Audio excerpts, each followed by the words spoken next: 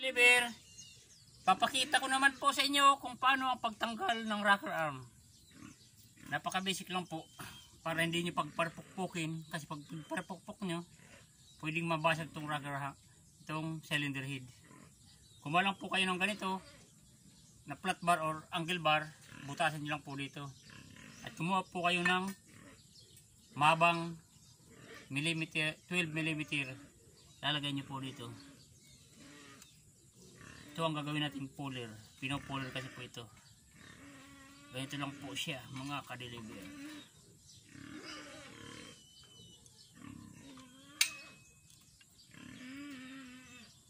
Madali lang po siyang tanggalin, ka-deliver. Kung gusto mo magtanggal ng rocker arm, ganito lang po ang gawin nyo.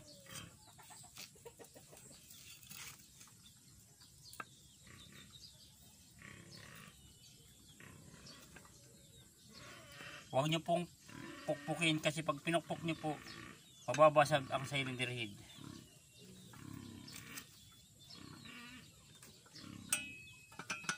Ito lang po, napakadali po.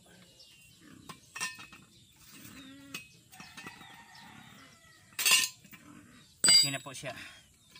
Ito na po, ka-deliver, tanggal na po. Ito na po ang kanyang rocker arm.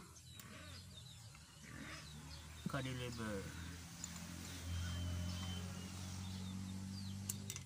Ito na po siya, ka-deliver.